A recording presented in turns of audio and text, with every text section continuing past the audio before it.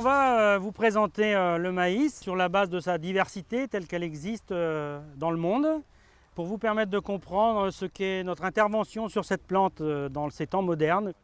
Donc vous avez ici la théocinthe. Là on est 7000 ans avant Jésus-Christ. Les Aztèques ont dompté la théocinthe.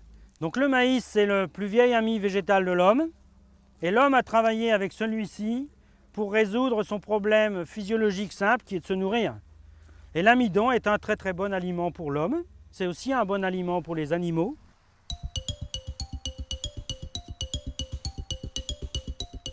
Les Aztèques avaient regardé le sujet en Amérique centrale. Christophe Colomb nous l'a ramené dans le sud de l'Europe.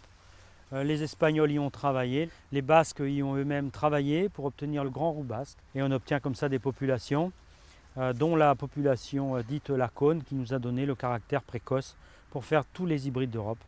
Donc dans chaque endroit du monde, tout le monde a travaillé de sa main sur ce dont il avait besoin dans l'endroit où il est, pour nous proposer cette diversité immense qui est la diversité disponible pour créer les variétés maïs d'aujourd'hui.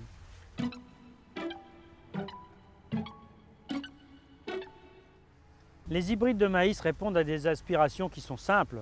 Comment répondre aux besoins alimentaires de la population? En recherche maïs aujourd'hui, on a des objectifs tels que le rendement, qui est de produire plus à l'hectare, plus de tonnes de matière sèche pour des gens qui veulent récolter plantes entières, plus de couleurs dans l'amidon pour avoir plus de couleurs dans la chair du poulet ou dans le jaune d'œuf, du maïs blanc pour faire le pain quotidien des Portugais, et on a aussi la capacité pour les besoins industriels de faire des maïs spécifiques pour la colle à papier peint ou la gluance des sauces.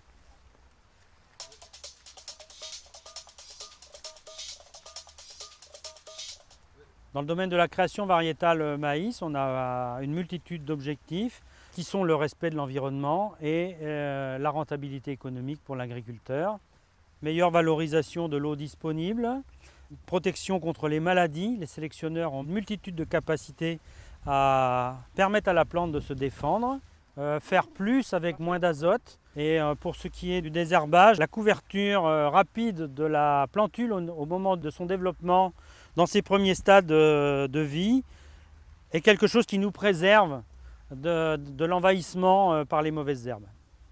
Le maïs est une des plantes qui a le plus d'aptitude à être développée sans intrants. La protection phytosanitaire durant le cycle de la plante n'est pas un besoin fort du maïs. Donc on aura la capacité à avoir une bonne réponse et des bons comportements du maïs dans tout ce qu'on appelle l'agriculture durable. Nous sommes des passionnés de l'environnement, nous sommes des passionnés de l'agriculture, nous sommes des passionnés de l'espèce maïs. On fait de la création variétale au plus près des besoins pour respecter tout ça.